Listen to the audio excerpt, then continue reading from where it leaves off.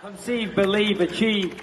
This is former UFC middleweight champion of the world, Michael Bisping. Paddy the Baddy here. You're listening to Combat Sports UK. And you're watching Combat Sports UK. Hey everybody, before you jump into this week's Combat Sports UK podcast, I've got some exciting news for you. Do you want to look as stylish as Thomas Shelby when you train? Do you want to experience the comfort that can only be achieved by a cup of tea on a cold day? Well, good news for you guys. Ex-Martial has partnered with us, Combat Sports UK. They are the fastest growing brand in martial arts for a reason. They are making waves and taking practitioners with their slick, stylish, and hilarious designs that are fit for a king. From rash guards to shorts, streetwear, and more, Ex-Martial has got you covered. Ex-Martial is an extremely community-oriented brand, having given away over $50,000 in free gear last year alone, as well as sponsoring over 300 athletes. And if you shop using the code CSUK10 at checkout, you can get 10% off everything in store. That code again is CSUK10 at checkout. Go and check out xmartial.com and enjoy the fight. Combat Sports UK podcast. In today's episode, we're going to be reviewing UFC Paris. This was an electrifying night of MMA across the channel, so it was very, very good. We're going to be looking at that, and we're also going to be looking at what went down in PFL in Scotland. Again, a very, very good night of mixed martial arts. I'm delighted today to be joined by Mr. Dan Evans. How are you, Dan? It's good to have you on. I'm great. Thank you very much for having me. Nice one, nice one. Looking at UFC Paris, this was a card that did not disappoint. There was banging fight after banging fight on the prelims, some unbelievable knockouts, but I think it's right they start at the top of the bill. Moicano went in there. He was an underdog going into it, and quite rightly so, because I really didn't fancy him in this one, to be honest. It was against Benoit Saint Denis in front of his home crowd, but that first round, what a performance it was. What did you think of it, Dan? I was mightily impressed by Moicano. Like yourself, I thought Saint Denis in front of that home Paris crowd, I thought it would take a lot to stop and beat him anyway. But that first round it's one of the most dominant first rounds I've seen in quite some time. It reminded me of Chimaev against Usman back in Abu Dhabi. It was clear 10-8. It was very surprising to see, but mighty impressed. Bisping actually said on the commentary, and I thought this was quite interesting, that he thought it was a 10-7. I've always wondered, what does a 10-7 round look like? And it is a funny one, because I don't think he could have took any more damage without being finished. But it was interesting as well, because the fight was never actually very, very close to being finished. Yes, he took a lot of damage, but there was no moments where he looked stunned on his feet or anything, because all the damage was happening on the ground. Would you give that a 10-7? I mean, for a 10-7, it's such a rarity to see. I think 10-8 was fair. 10-7, he probably would have had to break his arse something on top of it, to give that 10-7. But I agree with you. It was never a point where he was really badly rocked and he was getting dropped or anything like that. It was all just the ground control was so dominant for Moicano, those elbows, and it just opened him right up. I think he feel sort of, if you're saying to me, you can feel a bit hard done by the stoppage, but I mean, when you look back on it, I mean, both his eyes were swollen right up. He'll feel unlucky, because you look at Aldana, the spear, looked like she'd had an axe down the middle of her face, sort of thing. But yeah, no, I can understand the stoppage, but no, I think it's definitely a 10-8.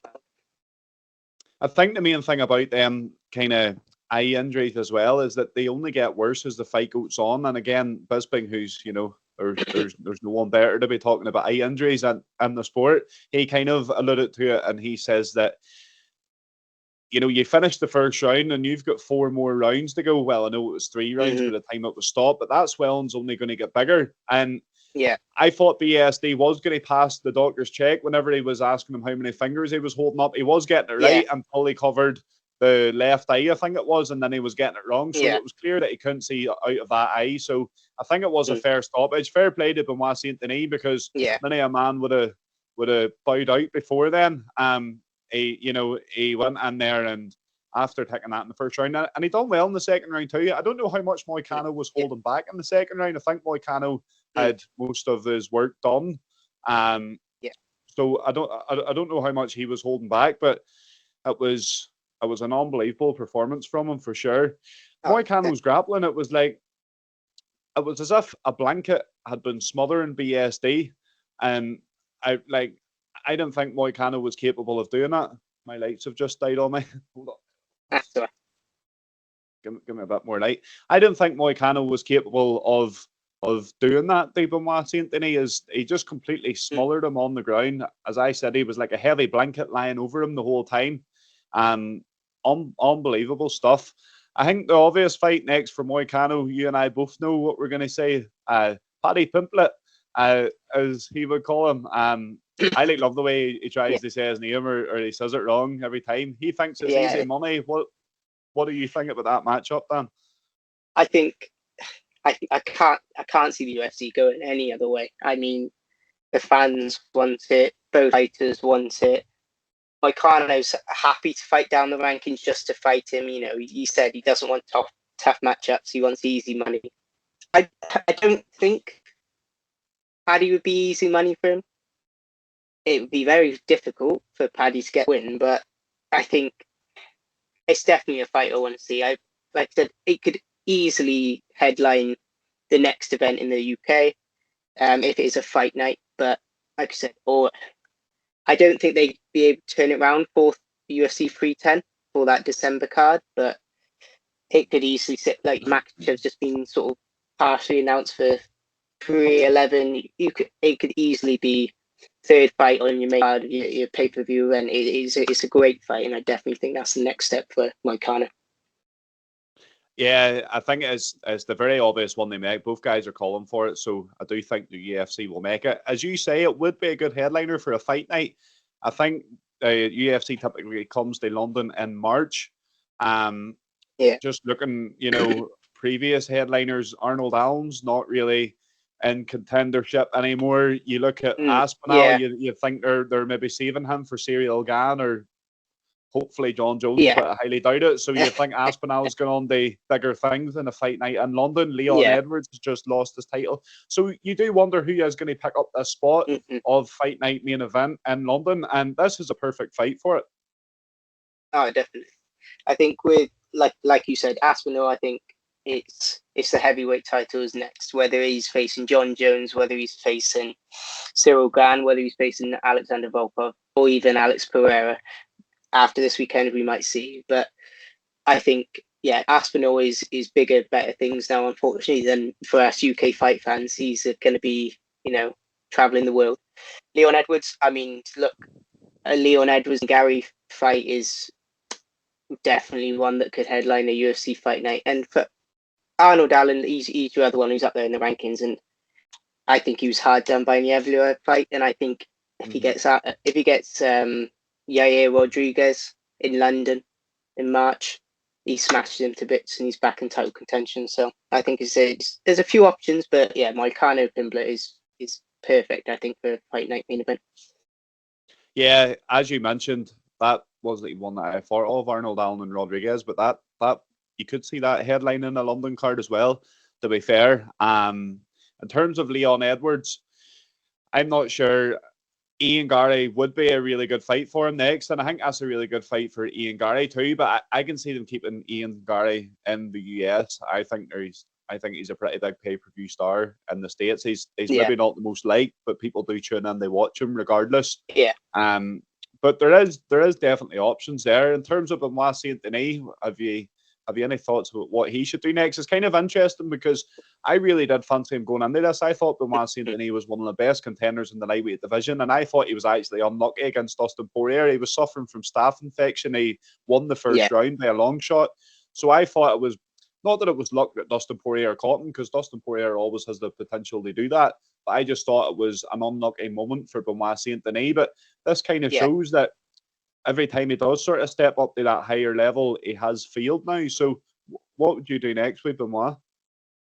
So I think with Benoit, I believe he's 12 or 11 going into the fight on the weekend. I can't see him falling down the rankings, I think he may hold his spot, but I can't see him getting anything upwards of 10. For Benoit, if he's getting someone ranked, you're looking in that 15 to 15, which is very few fighters. I believe Jalen Turner is in there. So obviously they both just suffered defeats to Moicano, so that could be an avenue to go down. But I don't know whether they'd feed him to, like I said, lightweight is such a stacked division, whether they would sort of look towards an unranked guy thinking trying to make a name off BSD. I think it's well worth keeping him around in those ranking spots. So I could see Jalen Turner, let's say 13 against 14. Obviously, Paddy, I think, is destined for that Moicano fight. Anyone up was that? I mean, Rafael Fiziev hasn't fought in quite some time.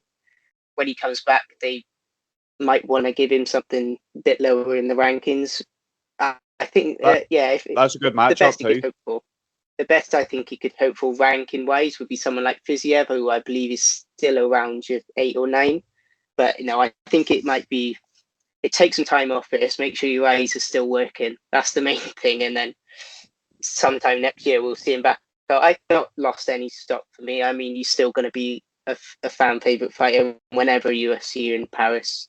He's going to be on that main card tearing it up. So I think he's unlucky for the defeat. I don't think it really damages him when it comes to fan favoritism or anything like that at all. And just on that, the atmosphere whenever he was walking out, I got vibes. I'm not saying it's as good, but I got the Foggy Dew McGregor kind of vibes.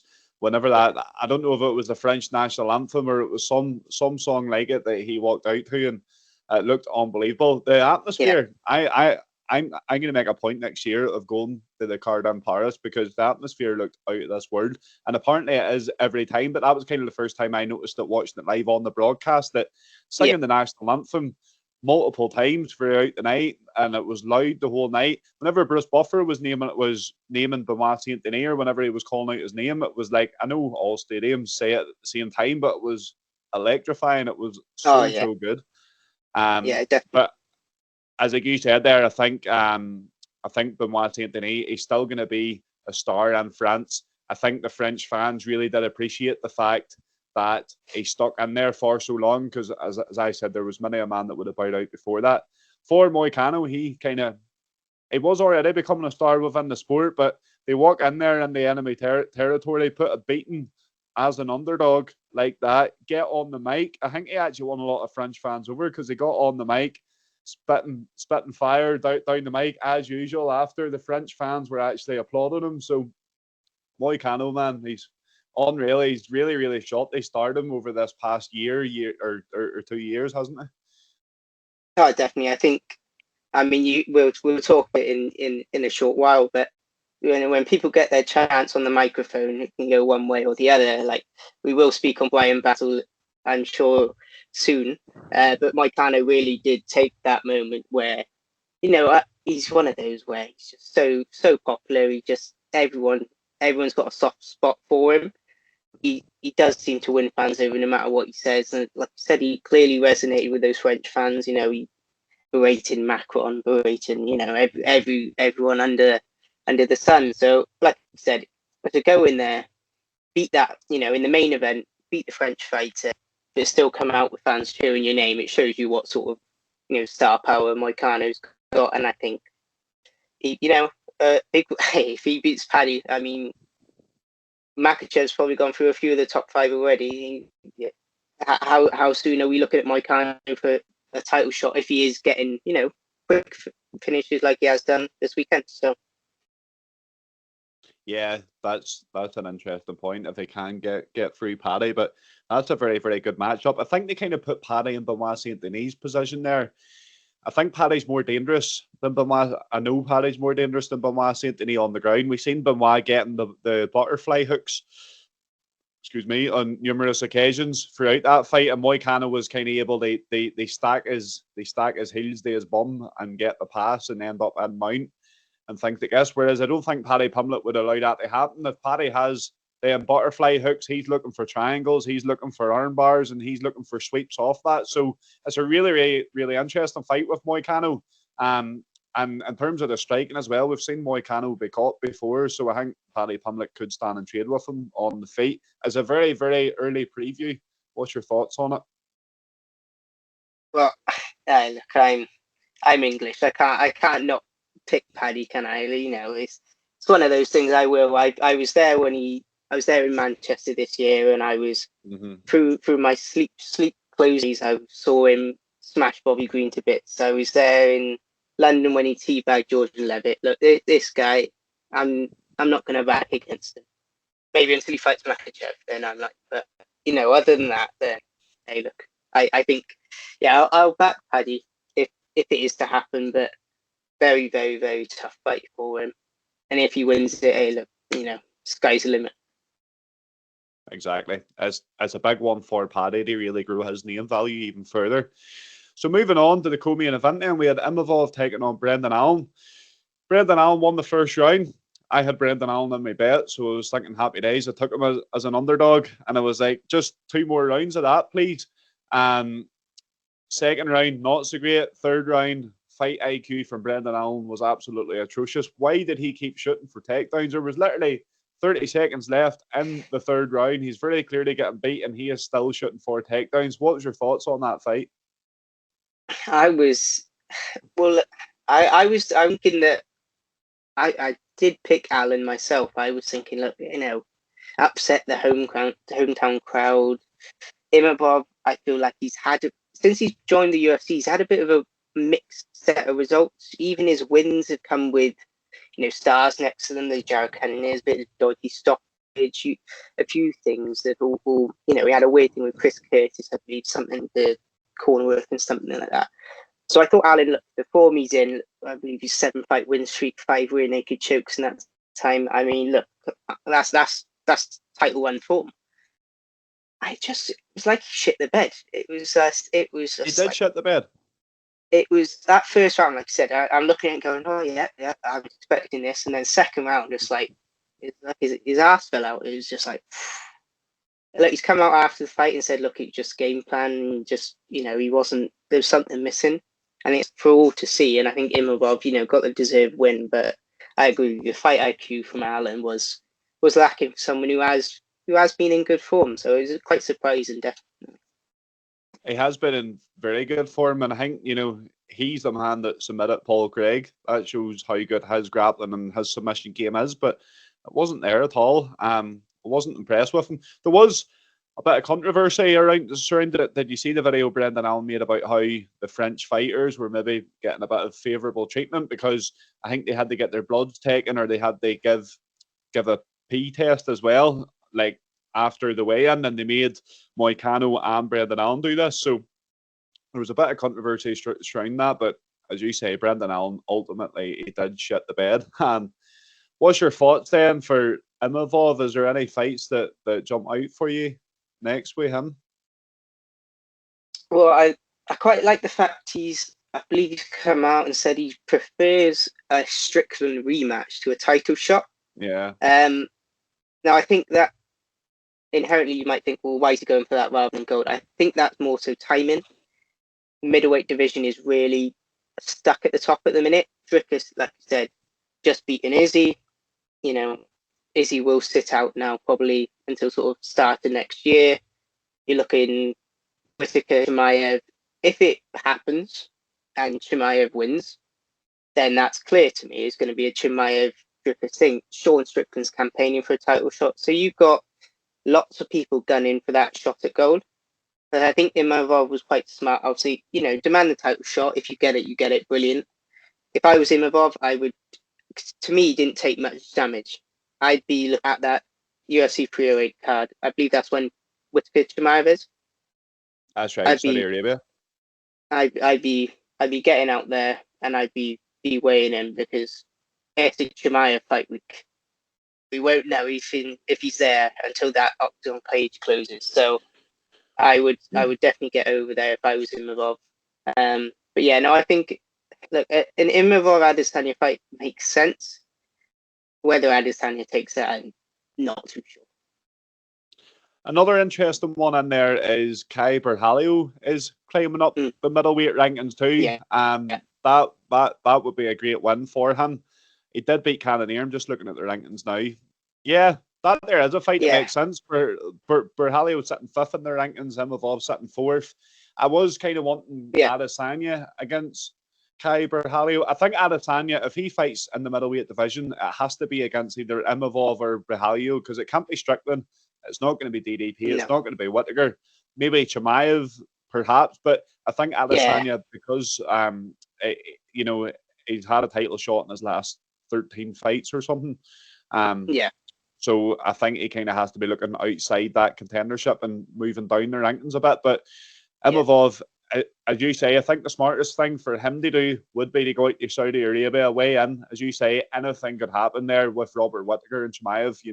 Until Chimaev is making that walk, I am not going to believe that he's fighting.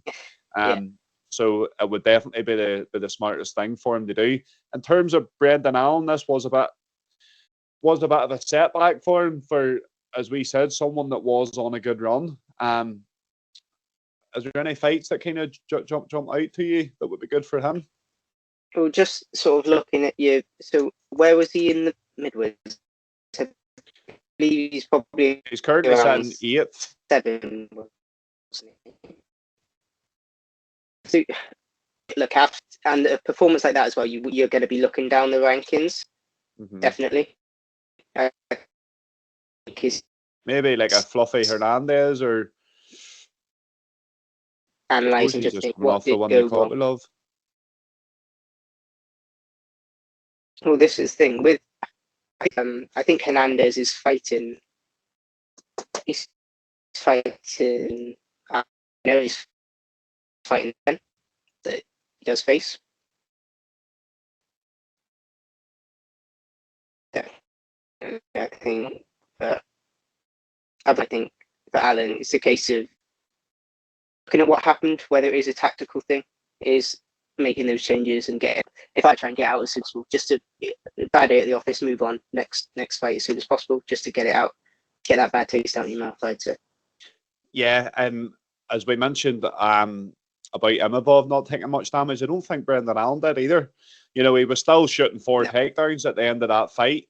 It wasn't, it was nothing like a case of where he got battered or nothing like that. It was it was just bad decision making. I think he has to go and look back, and it would kind of remind you, as we mentioned earlier, Paul Craig. It would kind of remind you of when Paul Craig used to not stand and bang at all. When he would try and wrestle too much, and you're thinking at the latter stages, I know how great your submission game is, but when there's 1 minute 30 seconds left in the fight, the chances of you securing a takedown, getting a dominant position, and then a submission is pretty slim at that stage of the game. But I think after that performance, Brendan Allen has to get out there again as quick as possible, go back to the drawing board, and hopefully put in a better performance, whoever he fights. The next fight, again, was a bit underwhelming. These 2 fights, the co-main and then the one I'm going to touch on now, the William Gomez against Brito fight, them 2 kind of slowed down the pace of the card because it was knockout after knockout before that.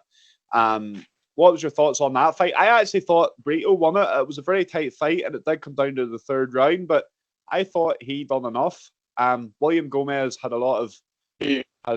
a big name coming into this. He was meant to be one of the biggest up-and-coming prospects, but I wasn't overly impressed with him. What was your thoughts? So I think I do agree with you. It was the fact that it needed to catch fire, it never did. I think it was very much back and forth, and it was a very, very tight fight. I wasn't supposed to see Gomez get it, but like I said, it was a split, wasn't it? It was a split, yeah. Yeah, like you said, it could have gone either way. I don't think, the word robbery should never really be used when there's a split decision. I think people saying, like a Homer decision, it was in France, and I don't think it was any of that. Like I said, it was a tight fight. Judges gave it to Gomez to move on, sort of thing. Brito, like I said, he was very, very tough matchup for most people in that featherweight division, and I think he really had an opportunity here to stake his claim of getting really, really, making that name for himself, like Diego Lopez has. Like you said, he's really surging through the division. You wanted that sort of statement, and you never got it from Brito. So, like I said, with Gomez, I think it was more so staying safe, getting that win in hometown. That's the main thing behind it, and I think it was unfortunately, it was a bit, slow the card down, like you said, after, the first 3 fights on the main card, which were all brilliant fights. Yeah, it was a bit of a slow one in comparison. And I think for William Gomez, I kind of wanted to see a similar performance that we've seen against Yanis Gamori, where it looked like he was chasing the finish a bit more. In that fight against Brito, it was never really, I don't know, it just looked as if he wasn't really chasing the finish. And as you say, it was just about cruising to get a decision win in front of your hometown fans. Next up for him, there's some interesting fights. He might be able to creep into the rankings now. I know he is a big star in France, so he might get pushed up the rankings, and the UFC knows that he's someone that they're always going to be able to count on now for them cards in France, with the likes of Cyril Gane looking to fight on pay-per-views. Benoit Saint Denis will be there, but if Benoit Saint Denis picks up another loss, is he even main event worthy? So they will be looking at William Gomez as one of them future Paris headliner stars. Some interesting fights for him. You've got Dan Ige would be interesting. Dan Ige has a fight, doesn't he? He's fighting Lerone Murphy. Forgot about that. Bryce Mitchell doesn't have a fight announced yet. That'd be an interesting one. Well, I mean, Gomez can fight Ige after this, but He could, because that's right. That's the Saudi Arabia card. The Ige one, he could wait until then. Bryce Mitchell would be an interesting one to me. I think that's a good fight for Bryce Mitchell as well, because you'll see Gomez is striking. Bryce Mitchell will be trying to get the takedown, so Gomez's takedown defense will be tested. It'll be quite an interesting one. Yeah, definitely. I think, like I said, Bryce Mitchell, again, he's where he is after that knockout. It's something that no one really knows. Yeah, we've not seen him since then, if I'm correct. Like I said, his last fight was that. It was his last fight, but that was December. Seeing where he's at, I think so William Gomez is. Yeah, you're looking quite some time. I think Gomez is a fight where he's not coming and fighting like G Silva or someone that's really, really streaking at the moment. He's or Murphy, because I think if Bryce Mitchell was getting in there with Lerone Murphy in, like I said, at UFC Fight, I think he's really in trouble. So I think William Gomez could be a good fight for Mitchell himself coming back in. He's not someone who's got that real threat of, at finishing power. I think Gomez, he's got it in there, but it was a case of this last performance showed he was more tactical. So I think that takedown defense and that grappling of Gomez. Yeah, it was. I do think there is a good path there for Gomez, and maybe hating on him a bit too much, because it was to me, it just felt like a bit of a lackluster performance against Brito. Yes, he did get the job done, but I think in front of your home crowd, you need to be going out and looking for the finish a bit more than what he was, and really trying to put your foot down. But he got the win in the end against a tough opponent and Brito. Brito's a madman too. Did you see him running and bouncing off the cage at the start and everything? He's absolutely mental. Oh yeah. No, he's mental. Yeah. But he was coming and throwing some big overhands and stuff. And to be fair to Gomez, he did deal with it, and he managed to stay in there and get the win. Moving on, they probably one of the best heel performances I have ever seen. Brian Beatle took a note out of Chael Sonnen's book there, in my opinion. He came in there, from the moment he stepped in there, he was getting booed, he was hated, he won the fight, gives the fans the finger as he's walking around the octagon, and then delivers the ultimate shit house reel on the mic. What about Brian Beatle? I think very much this is going to be the making of him. I think next to him, he's going to be on your main cards, on your pay-per-views. He's really made a name for himself in Paris, and I think he's done again, no one wants to be heel, but why not? Throw it in there, go full heel. And I think he's done the right thing. He's put on a great performance. Something that it was a close fight. Going into it, people were picking Juice, people were picking Battle. I think I did pick Battle. I thought he was, he's got a better proven record than Juice. And I think Juice's sort of coasted a bit in his last few performances. And I thought Battle would really put the pressure on him. But after that, I think it's an excellent show at Battle. And I think that performance on the microphone is going to really, really grow his UFC career. And I can see him in some big fights soon. I've got a name on the top of my lips that I'm sort of thinking of.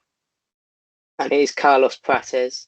And I think at UFC 310. Don't do that to him. Don't do that to him. Oh, you've got to do it.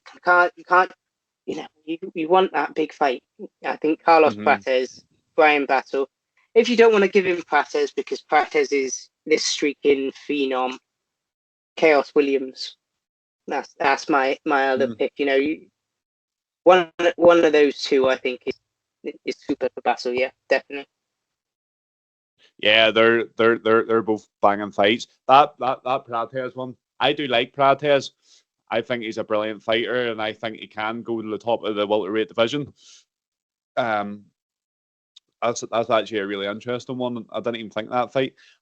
Brian Beetle could take up, say there's a fight or a card in Brazil. Brian Beetle could go there, fight Prates, and do the same thing. Just put him in home fighting territories and let him go in and be the heel, because that performance, the way he had the crowd absolutely hate them. They were saying on the pundit desk, they were saying, "Oh, I'm worried in case they start throwing things like that." That's how hostile they got. I mean, yeah, if he did that in Brazil, I'd be surprised if he left the country. I mean, it's a bit more hardcore down there in Brazil than France, but I'm sure every French fan leaving that arena had one thing on their mind, and it was, what flight is Brian Battle on, or what hotel is he staying in? Because I've got a brick through his window, sort of thing.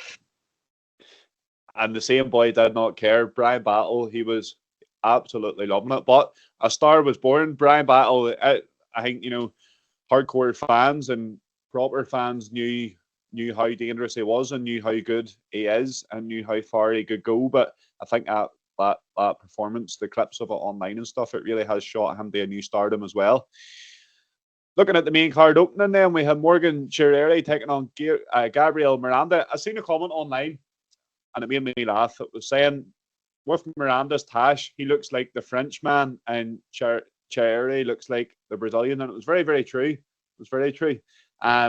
This was a good fight. Miranda, of course, he's a third-degree black belt. He was chasing the sub. He just got caught with a beautiful left hook in front of the home crowd. What was your thoughts on this one? This was one of the fights I looked at. It wasn't something I thought, oh, that's going to be a very competitive fight. That was one where I was thinking, this is where your performance is going, and this is going to go to show.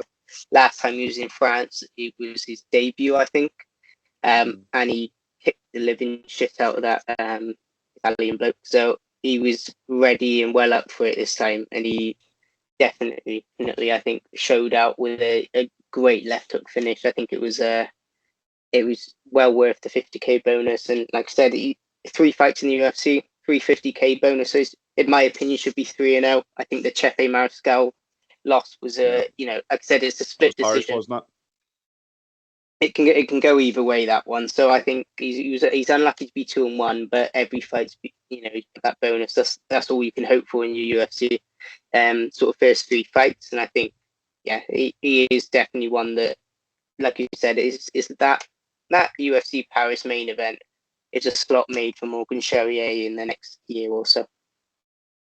Yeah, it was a great performance from him, and to get that knockout as well, it was so clean. It was like a flat out KO. It wasn't like a TKO. Like, he proper dropped Gabriel Miranda. So it was a really good performance, and as you say, he's got that stardom, or in France anyway. If he gets fighting maybe a couple of pay-per-view cards on the main card in America, and then he can come back to France, and you can definitely see him headlining shows there. A really exciting fighter. and he's fighting in a really stacked division too. So there's some unbelievable matchups there Oh, for him definitely. and at featherweight. What's next for him in your opinion? I think what's next for him, you're not looking at rankings quite yet for him. You're looking probably 1 or 2 away. If that next one is a performance like that, then you can see those rankings much sooner.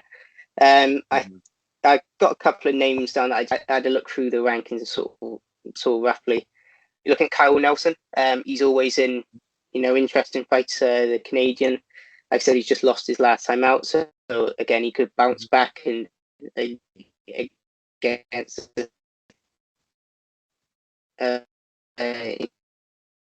now that's power and power. I think it's that's a really special matchup, and that's one kick off the main card on a pay-per-view. I think that one really does get the party started. So I think Sheriao Nama is my sort of pick for your next week to go. Yeah, nice one. I definitely agree with that. I think if the UFC fancies pushing him a wee bit more, depending on how much they're backing him, it's still early days. Like this guy was fighting in Cage Warriors 3 fights ago. I do remember watching them on Cage Warriors, and I was impressed with them. But it seems longer, but it is only 3 fights ago. But I think Sadiq Yusuf would be a good one if he's looking to fight just outside the rankings. Obviously, he's coming off 2 losses to Barboza and Lopez as well. That's an interesting fight. Someone that will stand and trade with him on the fight. He will test him, and I think that will give us a real picture of whereabouts he is in comparison to these kind of featherweights that's just outside the rankings. In terms of other standout moments, we have to touch on the Frivola KO. Oh my goodness, what about that? I mean, look, going into it, everyone was like, "This is the one. This is the fight you've got to watch at." There's going to be a performance bonus, whether it's a fight of the night or whether it is a stunning KO. It was the latter. It was a stunning KO, and I think for Izzy, this is what he's needed. This is his moment now. The kickstart his UFC career. He's been here for a while now. Performances have been good, but they've not been that highlight reel. This is a moment where you around the world, everyone's seen this knockout now. It is a knockout of the year contender. How he's got his knee to his own shoulder from a standard position, I don't know. That's something for his gym teacher to teach us. But that is, and Matt Fivola's chin, I think, is still somewhere in the Accord Arena because it's been spun right off in there. I was like one of them KOs, as we were discussing the KO on Bryce Mitchell earlier. It was kind of on par with that, where it is absolutely devastating. The follow-up punches super necessary, and they were a bit harsh then. But it's not over that the referee pulls you off them, I suppose. Exactly, yeah. It was a devastating KO, and the way he actually made it look easy. It was like a tie clinch position, and why we don't see that more often. He was able just to break his posture, pull him right down into his knee. Like, it wasn't as if it was just a knee to the head. It was pulling the head down onto the knee at the same time. Yeah. Absolutely devastating KO, and I think it's definitely up there for knockout of the year contender. Moving on to PFL Scotland. We had Wales against Scotland in the main event. The Scottish Twister comes out on top. The fact that Stevie Ray was able to land the Scottish Twister, or the Twister, for a second time in his career is unbelievable. It's a finish that you very, very rarely see, and that man's landed it twice. It's a speciality of his. They'll be naming it after him next. That was great. But the main talking point about this, 14 knockdowns this fight had. Lewis McGrillen against Dean Garnet. What do you think, Dan? I mean, look, the UFC Paris was sort of most people's attraction for them this weekend. But if you've not watched McGrillen versus Garnet, then that is something you have got to go and see. I think it's fight of the weekend, fight of the month, fight of the year. It's up there with one of the best fights you're going to see across any organisation in 2024 ever. I mean, you're looking at shades of Luke Riley versus Alexander Loufblair. Like, it's one of those where you think it was actually better than that. I think it was actually better because that there's the first fight that came to my head earlier. I was thinking Luke Riley against Louf, but I actually think it was better. It was more back and forth. Yeah. every punch that landed nearly dropped the opponent. What a fight that was. I wish I was at that too. PFL in Scotland looked unbelievable. Looked really good. Looked great.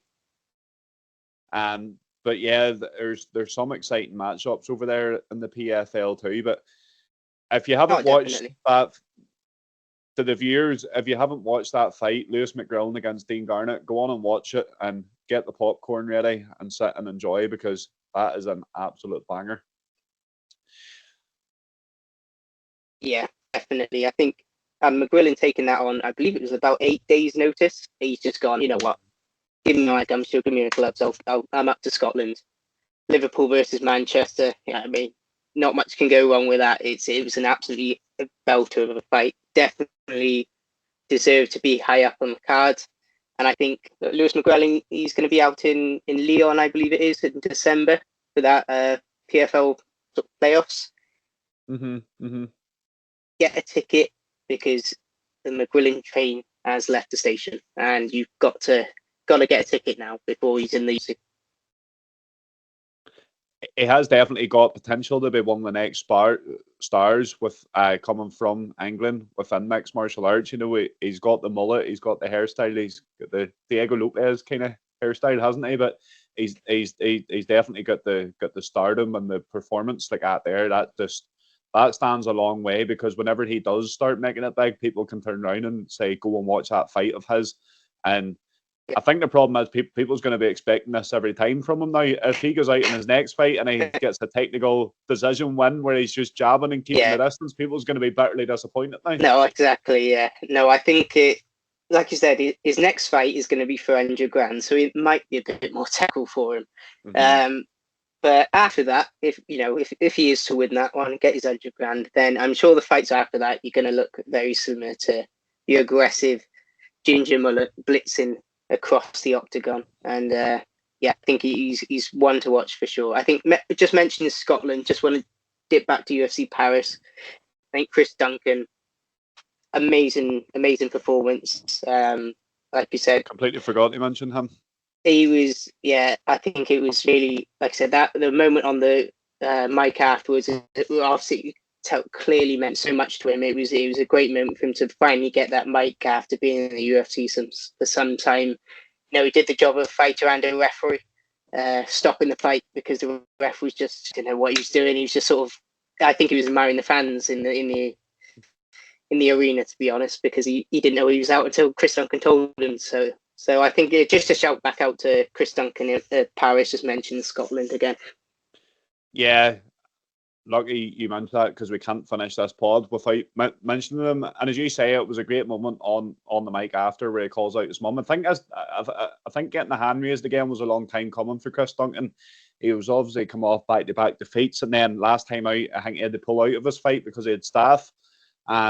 So, you know, it has been a long time coming for him. I know he was crying out for a fight for a long time there. So really, really good they see him getting the win. And in that fashion as well, it was a bit of an interesting one, because yes, the referee should have been closer and the referee should have been checking, but I actually didn't even notice that he was out either until Duncan said so, because it looked as if he was trying to fight the hands, or it looked as if he was trying to get out of the guillotine, but that guillotine must have been super tight. It did look like the elbow was a bit high, which is why I thought, he might be able to get out of it. But fair play to Chris Duncan, man. What a legend he is.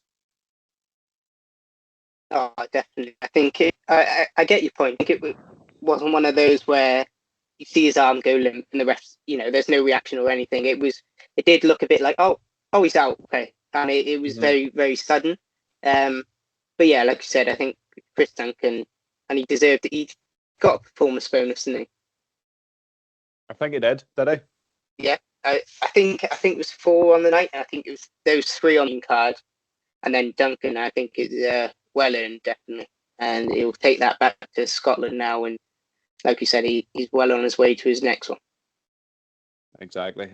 I would love to see him fight that, as we were talking about that card in London in March. It might be a wee bit long for him to wait again, but I would love to see him back on UK soil and getting the fans behind him, because he's a guy that's kind of because of his back-to-back defeats. and because it had been a while there since he had fought because of the staff and things like that. He's a guy that kind of went under the radar for a while. You know, he's opening the full card in Paris, so it would be great to see him back in front of UK fans, in front of his Scottish fans, and get and try and get a bit of momentum behind him again. Definitely, I think if he's coming back, he's got to be on the next UK card. And I mean, they've done it before, where they tried to match Nathaniel Wood and Lerone Murphy. You can easily match him up with. So Jordan Vicenic, like you said, he debuted at 155. I've heard rumours he's staying at 155, and if he does, look at that, Jordan Vicenic versus Chris Duncan on your UFC Fight Night London. I mean, who's not buying a ticket to that? Unreal. Exactly. I think you've just made a banging fight there, Dan, and we'll finish on that. Thank you very much for joining me, Dan. We are going to record the UFC 307 preview pod here as well, so make sure if you've tuned in for this one, they also tune in for the 307 pod, which will be out at the same time. PFL Scotland, thank you very much for a great weekend of mixed martial arts there. It was brilliant stuff. Cheers for joining me, Dan, and I'll see you all in the next one. Thank you. Cheers. Cheers.